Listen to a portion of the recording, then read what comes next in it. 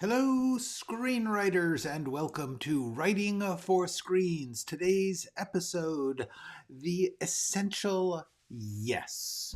My name is Glenn Gers, and I am the Chief Operating Everything at Writing for Screens, a channel that I created to try and pass on some of the skills and tools and insights that I had to figure out for myself in a 25-year career writing for TV and movies.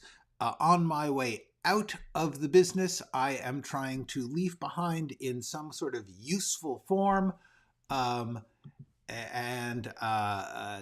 try and put it into a shape that would give you some stuff that I had to dig and build for myself. It was hard work. So what I've done here is on my channel, I have created 50 lessons, as I call them. The first 3 playlists, if you scroll down, this is a screenshot of the channel main page as it stands right now. And if you scroll down from the top, you will see the first 3 playlists have short videos, about 10 minutes. Each one is a lesson on a particular topic. This lesson is not how to solve everything. It's just some tools and ideas for you to try out for yourself, because every artist must make their own path, must figure out their own best way of doing it. There is no right or wrong way to do creative work. There is only the work that works for you to do what you're trying to do in your real life circumstances. It's different for everybody. Anyone who says it's all the same is wrong. So there's 50, as I said, of these short lessons in this first 3 playlists. I urge you, I beg you to look at them, because they have everything that I can think of to tell you. Every useful thing I know is in here. The rest of these things that I do, these live streams, I do every Wednesday at 1 p.m. Pacific Standard Time if I can make it. Those are additional thoughts. These are things to do. But these, every single one of them has a title that tells you what it's about. They have a thumbnail that tells you what the title is in big, bold, colorful letters. I beg you to look at them. Okay, so I'm going to today's live stream is just a brief general intro into a topic that I think is kind of useful. And then I will be doing some Ask Me Anything. But first of all, I'm going to say quick hellos and then get right to it. Hello, Donna. Happy New Year. Hello, Sonia and Matthew and Doreen. Welcome back from the holiday break, everyone. Indeed, indeed. Yes. Let me just get to it. First things first, I am in Los Angeles. I am fine. I'm about 10 miles from the truly, truly horrific fires that are burning still out of control in the Pacific Palisades and in Altadena, a couple other places. But while it is smoky here and it is terrible, because I know many people whose entire homes and lives have been wiped out overnight, I am okay, but it does actually remind me of a very, very important lesson. Back up your work. Whatever you're doing, whatever creative writing you're doing, whatever kind of notes you're taking, whatever it is, please make a copy and get it to another location. That is key. Put it on a cloud, put it in an envelope and mail it to your uncle. Whatever it is, back up your work. Famously, Richard Wright, the author of Invisible Man and Juneteenth, lost a decade's worth of work on his novel Juneteenth when he had a fire in his home office and he had everything on paper. After that, he bought a Xerox machine, because this is before the computers, and he would Xerox every day's pages and mail them to, I think, his agent or his lawyer or something. But anyway, please, please back up your work. Make a copy, ideally make a bunch of copies. You just never know what's going to happen. This came upon my city very quickly. It was one of those, hey, the winds are going to be really bad tonight. and then the next thing you know, an entire part of the city is burned to the ground. Um, yeah, is the sound low? I think it may be. Let me see if I can turn it up. Hold on. No, it's up pretty loud. Does this help? Let me see if that's better. Um, okay. Hello, Dino. I've watched your videos so many times. I don't have any questions, so I just hang around. Great. I actually could not hear a better thing. Okay, let me get to today's topic, which is I have thoughts. The essential yes. And the point about this is it may be a little wacky and foolish, but I sort of wanted to start the new year on a simple and helpful and positive note. And I just think this is true. It was occurring to me that that one of the things that how, by the way, how's the sound? No, the my sound meter is showing it's a little low. Okay, here, let's see if that helps. Does that help? Okay. All right. So the thing I want to talk here about is the essential creative value of thinking in terms of yes instead of in terms of no. And this is, I realize, very vague and very very woo-woo. But I was thinking about people trying to get into the business. Lots of people ask me advice. How do you get into the business? What do you get? You know, and one of the things I thought is you would be amazed how important it is, considering that everything in the screen business is interwoven, is intertwined. People don't work alone. Even if you're working alone, you are working with others. You are collaborating. You are in conflict. You are in hierarchies. Whatever it is, the thing that anyone wants you to do is say yes, is to be positive, is to say, when they say, what do you think about this idea? And obviously you shouldn't say, yes, that's a good idea if it's a terrible idea, but the essential desire to say, how can we make this work? What can I do to get this to move along the tracks? How can I contribute to the larger project, which is somebody else's job that you are taking? All of these things are essential to take the value of yes. And yet all of us, because we are so nervous and frightened and the sort of person who creates tends to want control, we tend to be defensive, we tend to be fearful, we tend to be worried, and we say no. We say no in lots of interesting ways, but we often are guarded. We are reluctant to give. And I do believe that when you're working in the entertainment business, enthusiasm and resilience and problem solving is really essential. So when people ask me, how do you get to work in the business? Obviously, you have to be talented, you have to be hardworking, you have to be lucky, you have to be a lot of things. But one of the main things is you have to carry with you the essential creative value of thinking in terms of yes. And these are some of the ways that you can do this. Try and think, well, what can I do? In other words, if something is not working, if you're not being given permission, if you're not allowed, if you're not financed, what can you do? If you don't live in Los Angeles where everything is burning, what can you do where you are? Let's see what happens. Let's try something. These are the things that you really should try to think when you're thinking, I can't, I won't, they won't let me, it's not fair, screw them all. Try to think in terms of these things. They really make a difference. And life is complicated. I am not trying to say you should be a complete idiot and say yes to things that are dangerous to you or not going to help you. But I do think that a general attitude of how can I make this work is really, really valuable and really, really appreciated. Tom Hanks wrote a book about the movie business, a novel.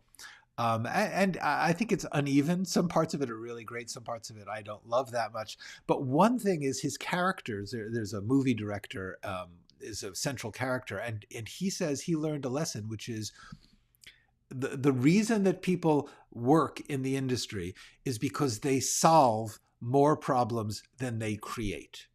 I cannot tell you how valuable that is as advice. Solve more problems than you create. Obviously, everyone's going to bring some problems to the table, but try and be someone who is fixing more things than you are making difficult. It's really, really, really something to consider. Think about how much your no's, your I'm not ready, I don't trust you, I don't want to, I am trying to do my thing. How many of those things are simply an attempt at control? Which truly, in the entertainment business, almost no one has control. There's always someone over you with a checkbook and all sorts of things that mean that you don't get to make the decisions. So what you're looking to do is find a true yes within the no. I'm not going to deny people want you to do bad stuff. Most of the things that people are going to ask you to do in the entertainment field are not much fun for you to do, and you are not going to think they're good ideas. But you need to find a way to do them. That's really, really it. And even if you are deciding not to do something, which is a very important part of this, that should be, well, it's weird, a positive act. There should be a positive no. Make the positive choice to say no, which means you are not saying it angrily, you are not saying it contemptuously, you are not saying it, you are saying, I choose not to do this because of these reasons, which make me feel good. They are the right thing. I think they're the right thing for this situation, is for me to positively say, I apologize, but no, thank you. That's cool. I'm not saying say yes to everything. I'm saying have an attitude of yes, even to, in many cases, saying no. Um, and I'm also not saying that this means there's nothing to fear. I am not saying that you do not have to worry that someone is going to, make poor use of your work, that you are going to be embarrassed by the stupid things that they are asking you to write. These all will happen. But the point is that those fears, while legitimate, you still need to find a yes within that. Yes, I am going to write the dumbest thing I've ever written because they just told me that's what they want. And that's going to help me to get my health insurance, So there's the yes. Find a true yes, no matter how small. Don't deny what you fear. Don't pretend that it's not there. Don't be an idiot, but find within it the true yes that you can use. That's really important. No matter how small or neglected or disrespected, the yes, I am going to make a little movie and put it on the web, and only 47 people are going to watch it, and it's gonna cost my full summer's wages. But I am going to find the yes in that. That is important. Don't look at it as, oh, I failed to be important. Look at it as yes, I created something and I got it out there to those 47 people. So I beg you to try to think, find the true yes. Don't lie to yourself. Don't lie to other people if you can help it. In your yes, sometimes somebody will say, "Hey, I want you to write this script, and we think it's going to be brilliant," and you're thinking this is going to be terrible. But if they're going to pay you to do it, or if it's going to give you an entree into a company or prove that you have the skills, that's your true yes. And you may not tell them, hey, I'm just doing this so that I can get another job, but do it. Find that true yes for yourself. Once again, I just beg you to think in terms of, what can I do in the situation? If you are not in the business, what can you do? There's plenty you can do. There's so much you can do. Say yes to that. Say yes to, let's see what happens if I make a short and try and get it into film festivals. Let's see what's happening. Let me try to do this thing that I may not be good at, or I may have to learn a lot about. Try, give it a shot. Say yes. Try to find the essential creative value of saying yes. This is obviously very vague, but I just thought it was worth starting with. Okay, so Hobby says, yes to the killer wanting to collaborate with me, working on my soul with his knife. Well, let's just notice what I said. Creative value. If you are walking into an office and someone has a knife and says, open your shirt and lie down while I plunge this into your chest, say no, leave immediately. I'm talking about creative choices, creative work, not the bad stuff. Thank you. Hobby admits it was not bad advice. Thank you. Hello, Wolf Powers. Happy New Year. Okay, so this concludes our little section on the essential yes. I am now open for general conversation and questions and whatnot. So let's see. Hobby is going to start us off. I'm having trouble sticking to a story. I keep constantly flip-flopping. Any idea seems to lose meaning when I try to work on it further. I'm feeling very lost and stuck. Any advice? Yes, plenty of advice. This is my jam. Let's start with the advice about this exact question: getting stuck or lost. I did a whole video on it. Please look this one up. I will put let's see if I can do this. There we go. I will put a link in the description of this video when I am about 10 minutes done with broadcasting it live. I'm writing a note to myself to do that. Okay. That's the first thing.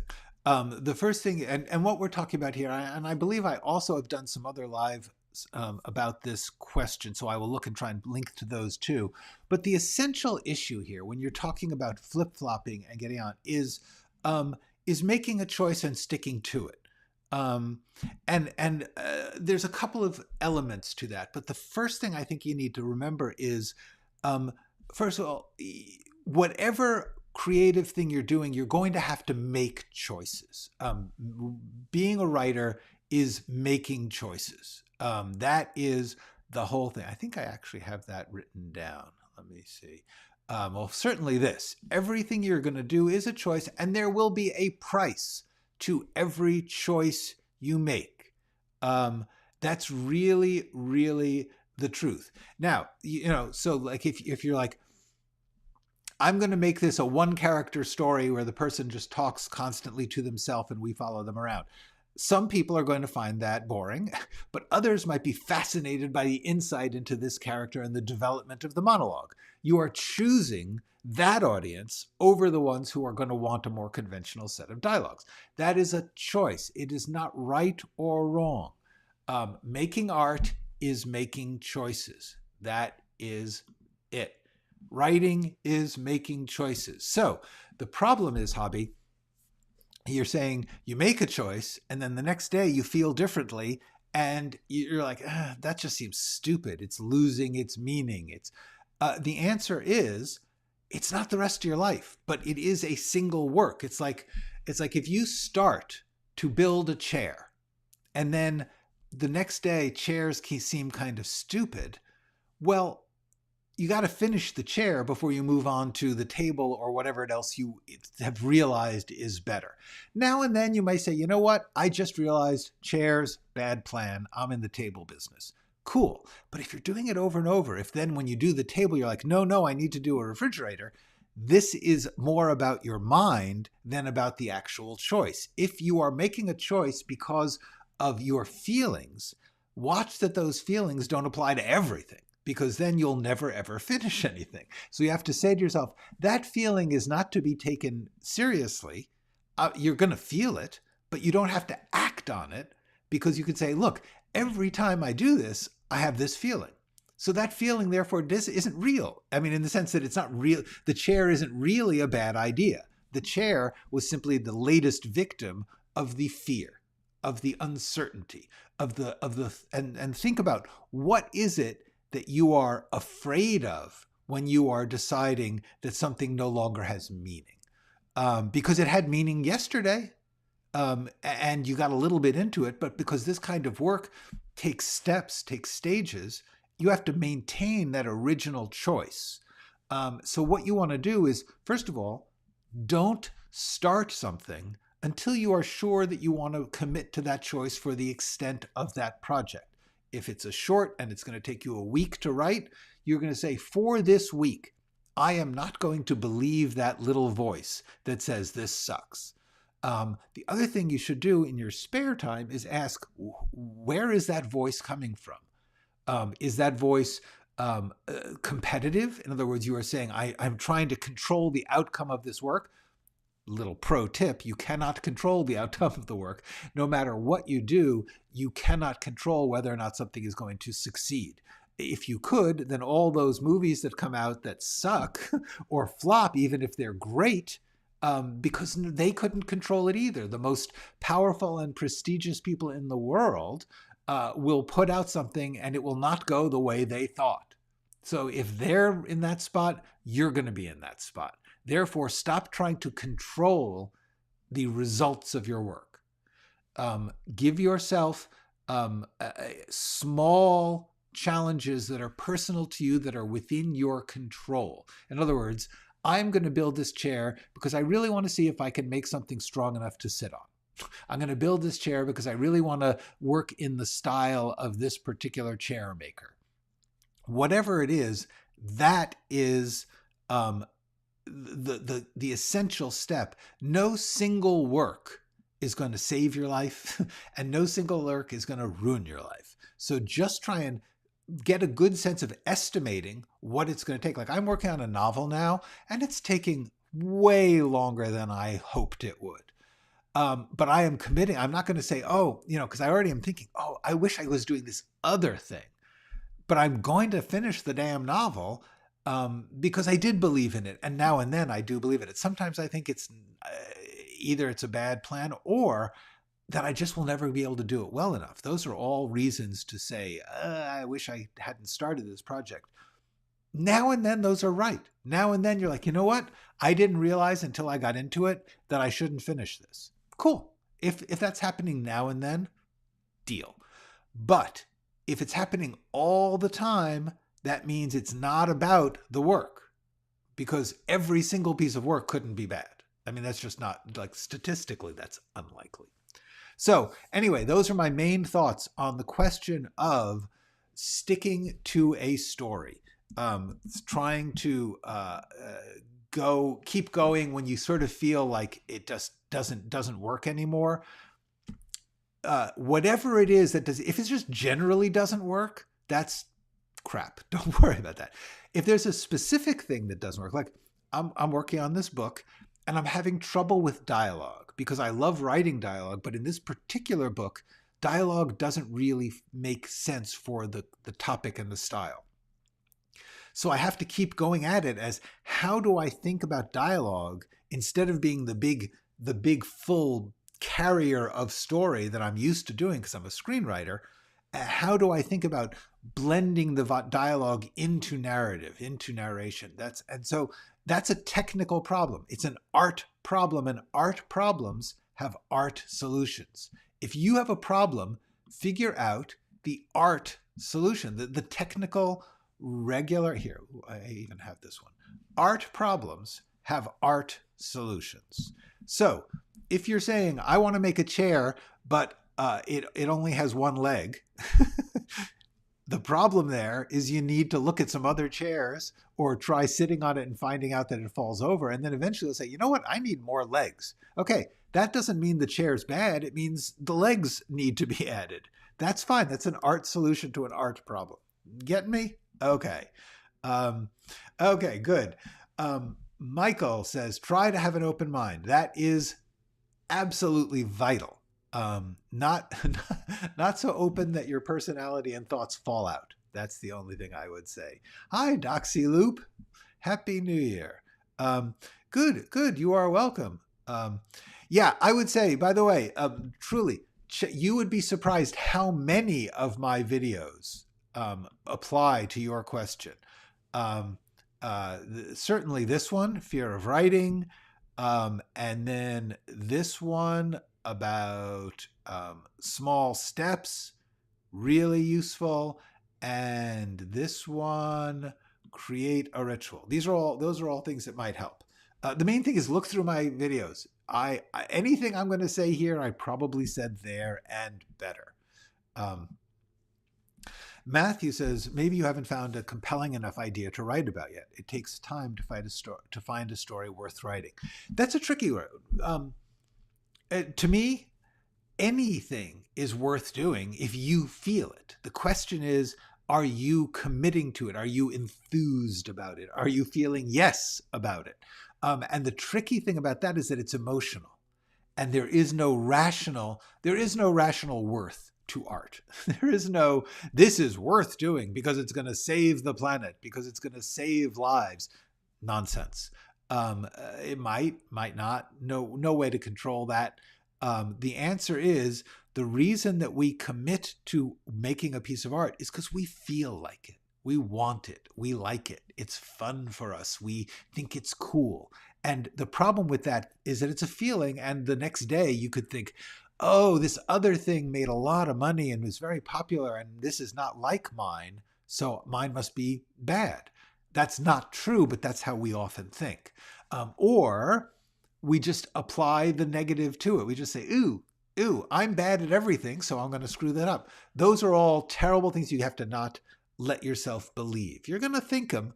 Don't let yourself believe them. So for me, yes, you do have to find a story worth writing, but in that sense, worth it to you. You're the one who has to do it. So make sure it's worth it to you, even if everybody hates it. That's the key. Try to find something that you want to do, even if everybody else hates it. That's it. Yeah. As somebody said, anything worth doing is worth doing badly. Okay.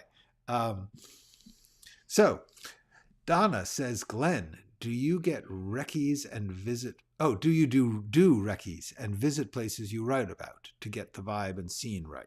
Do you ever go off-site to research for a script? And if so, how did it go? It depends. Many things that I write about are in non-existent places, so I can't. Many things, I tend to have a historical interest in some of my writing, and so therefore I go off-site in the sense of research. Reading about it, looking at pictures of it. Like, I grew up in New York City, spent 38 years there, was devoted to it. However, what I'm writing about right now is New York City in the 1930s and 1940s.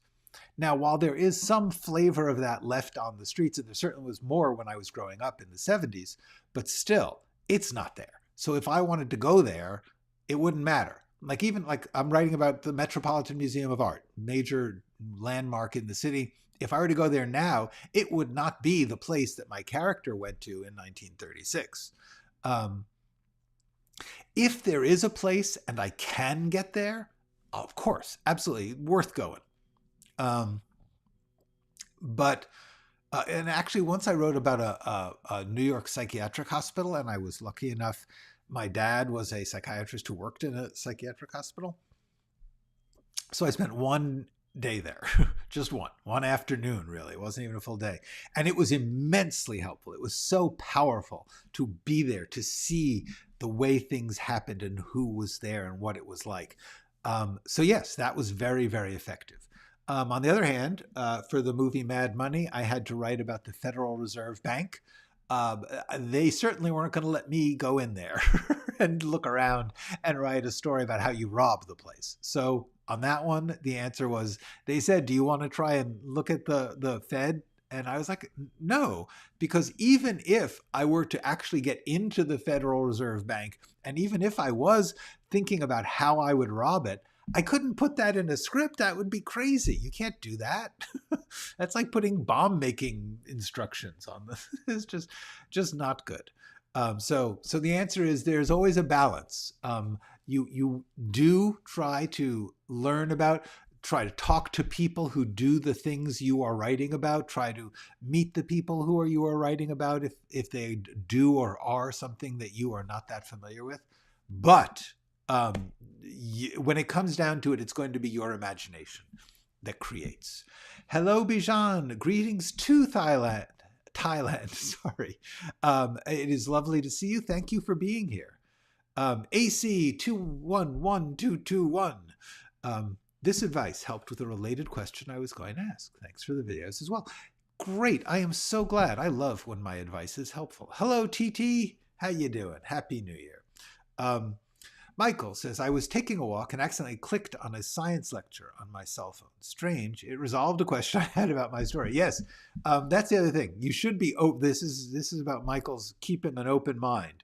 You never know when you are going to catch a stray bit of insight or vision or information. You just never know.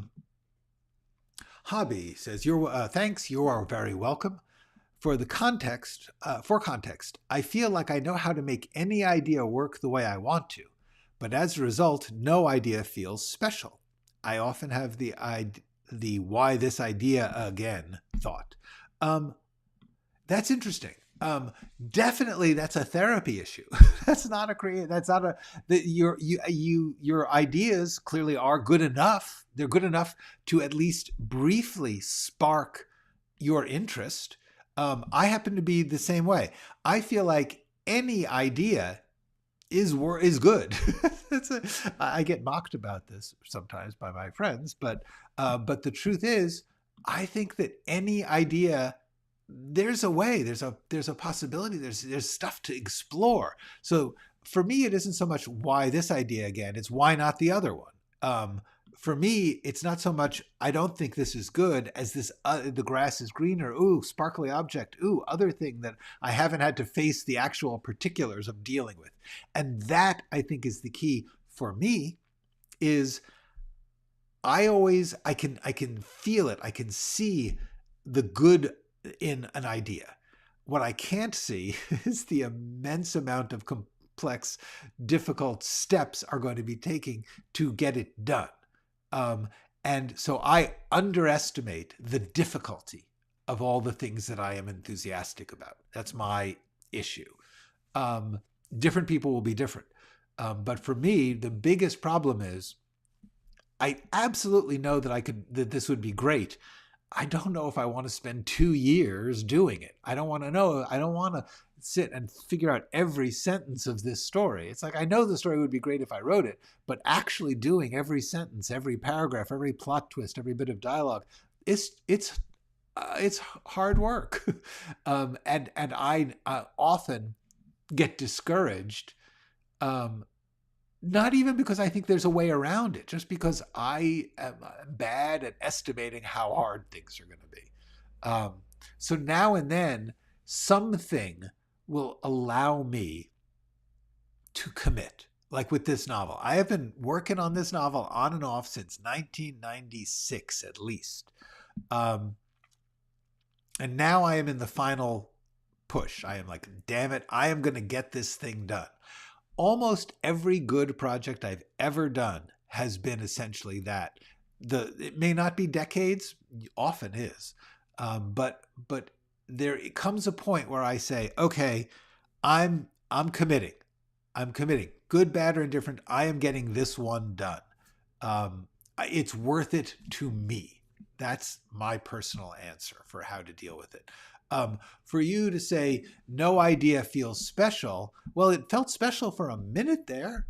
So you have to decide for yourself how to gauge that. If they all stop feeling special, then obviously that's not going to be the way you decide to get something done. Find a practical reason. This is short. This is in a popular genre. This is easy. Whatever it is, choose one for whatever reason. But you may have to force yourself to commit. You may have to force yourself to stick with it. It happens. There's nothing wrong with a little bit of doing things even though you don't feel like it. Okay. Aniket, hello. I'm having trouble with beginning of story. I am confused whether to start in the main character's house or out somewhere in nature. On what basis should I decide? Yes, you meant beginning. I totally got it. Okay. So how do you choose? How do you decide what's better or worse? A couple of, to a certain extent, if you are a beginning writer, you don't have a lot of experience. When you've had a lot of experience, you actually begin to just have an instinct. You just have it like, this feels right. I would still say that the main reason you do it is because it feels better. Like you like it more one way or the other. There is no, I mean, the basis would entirely depend on the rest of the story and the production that you're in. Whether or not to start in or out doesn't matter. Let me give you a quick story. I've mentioned this before in this video. No, no, sorry, not that one. There's another one with a red. There we go. Fear of writing. This video. I wanted to be a writer since I was around 11 years old. And by the time I was 18, 19, went to college, I was like, this is what I'm going to do. However, I originally just wrote, whatever came into my head, I just wrote as best I could. When I started to get serious about it, I got totally paralyzed by questions like this. Like, should it start here or start? And I remember that I had a play and I had worked out the story of this play because I was in a playwriting class and I was writing plays because there was college theater and high school theater groups that would put on plays. There are two people on stage in the first scene. And one of them wants to ask the other, do you want a glass of wine? And I swear, I could not decide how they would ask, do you want a glass of wine? Want some wine? Wine? Have a wine? Would you like some wine? What about some wine? And this little tiny insignificant matters. I could not get past it. I went to my writing teacher, who was a well-known playwright. I said, how do you decide which line? And she's like, don't worry about it. Just decide. Just choose one. This is not the problem was fear. The problem was thinking there is a right answer. There is no right or wrong answer. The only right or wrong is you making that choice. If it turns out that your choice is wrong in some practical sense, like you say, I want to start this scene in the rain at night, and you get it done, and the producer says, we love this scene, but it will cost an extra $20,000 to shoot it at night and an extra $40,000 for the truck that sprays the water that makes the rain. It's just not worth $60,000. Set it during the day and set it indoors. Then you rewrite it and you put it indoors. It's fine. It won't matter. The main thing to do is recognize that if you are really stuck, just choose by your feelings. If your feelings, as happens, become paralyzed, just choose arbitrarily. Literally, flip a coin if you have to. Don't get hung up on something like, how do you decide, should my character start here or there? It doesn't matter. This is why we rewrite. For those of you who do not know, I have a video called The Spiral Process. Let me see. Do I have that? I don't know if I've got that. It's a live stream. I will try and put a link to it down below. Spiral Process. The point about the spiral process is this. It's that here, like that. In other words, you do the best you can in this outside ring here. Okay, there. You start here and you're doing the best you can. But then you work on it a while and you go around. And by the time you get around here, you're like, oh, I see. Well, you get the idea. You get the idea. So when you're here, you're like, oh, now I know inside or outside. Maybe you won't know until you've gone around a few times. It's fine. Just keep coming back to it. Do as much as you can, as well as you can, and then keep going. Do something, another part, do some other layer of it, and then you come back to it, and answers will be discovered then. Okay. Hi, Blaine Marcano. Good to see you. Happy New Year. Wolf is on a gung-ho on a novel series. I am so glad. It's taking a really long time. Yes, I feel you. Me too. Okay, cool, great. Dialectics junkie. I have a related struggle with dialogue in that as someone with autism, my instinctive way of speaking is kind of weird to most people. It takes a deliberate effort for me to write natural speech. Oh, okay. Let me just say this. The answer is then two things. One, if you are required to write, quote, natural speech, or if you really, really want to, then simply keep working on that effort, on that mechanism, that technique in which you artificially write. Like I don't know that I have to tell you, I don't naturally think in the terms of narration that I'm writing this book in.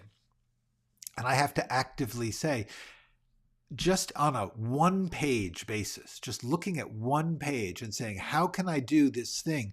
For your case, it would be more, quote, natural dialogue. For me, it's less natural dialogue and more narration. Yes, but the main thing I would say is, that weird talk, that could be your signature style. That could be cool. There's all sorts of ways.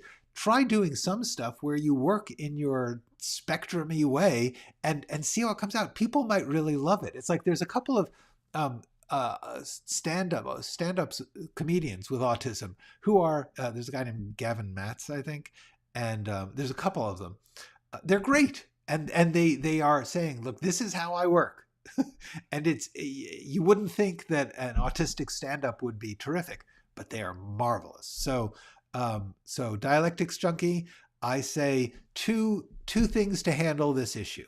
The first is, yes, learn a technique by which you can do an artificial thing that does not come naturally to you, and practice that in little bits. But also try to explore your weird natural self. You might be surprised. I mean, like, I truly believe that Wes Anderson feels his weird style. And God bless him for doing it. Sometimes I can take it, sometimes I can't, but I know it's true to him. Even if it's pretentious, it's true. Overseas. Oh, I thought off-site. But yeah, good. Okay. Hi, Arturus. Good to see you. Yes, Die Hard 3 showed the robbery of the Federal Reserve. That was not remotely the real way you would rob the Federal Reserve. Nor was it actually the Federal Reserve. It was some other bank. It was yeah, definitely. Matthew says, I go through hundreds of ideas before I settle on something. I'm always looking for a high concept idea, which is different, which I'm excited by, which is marketable. And that's you. I know I have a writer friend who's very successful, more successful than me, only comes up with one idea a year. He doesn't come up with a lot of ideas, but so he doesn't sort through a whole lot and choose one. He just keeps looking around until he gets the one, and then he's set. Okay. Hobby says, exactly. Any idea is good. Yeah. I worded it a bit poorly, but I have trouble picking one because I see the good in all of them. I don't know if I want to spend so long in the idea because if it's worth it. Okay. I have at least 100 ideas written in a notepad, but I never develop any. I try to, but it's kind of disheartening when I know I will eventually start to not like it. Well, get over that. I mean, yes, if you know that, okay. Yeah, here's the thing. If you know, like, I know people who look in the mirror and they think they are ugly. And I am telling you, they are good looking, but they cannot help that self-loathing. They need to simply recognize that they see it that way, but then also recognize that it may not be true to the rest of the world. It's true to them. They'll never stop feeling it. But you hopefully can get to the point where you say, okay, I know that every idea I think of, I'm going to eventually feel is not worth it. Okay, you know that.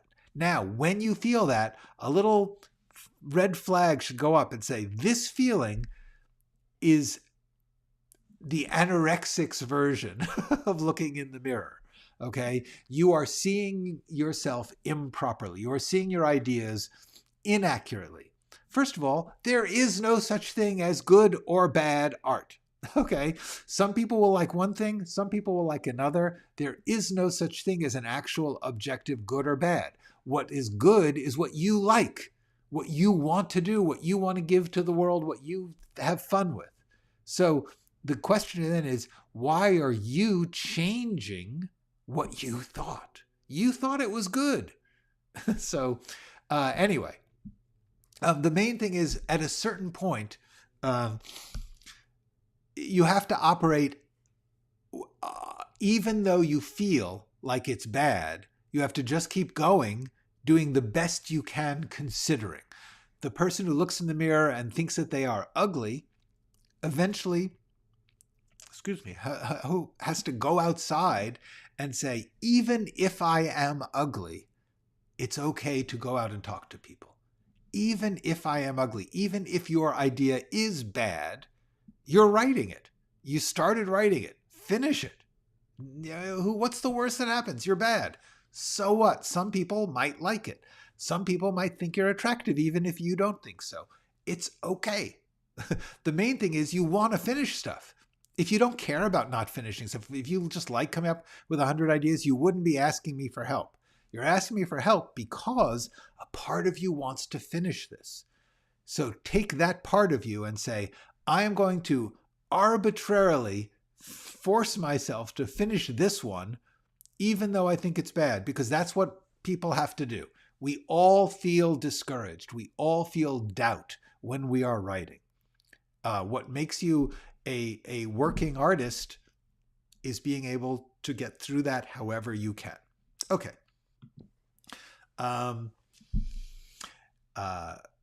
I will definitely try making more of a practical perspective on my current novel idea, which my inspiration is trying to fleet away for.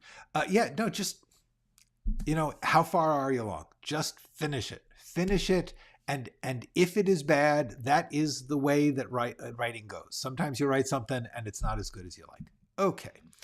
No more questions because we're coming down to the end of the hour.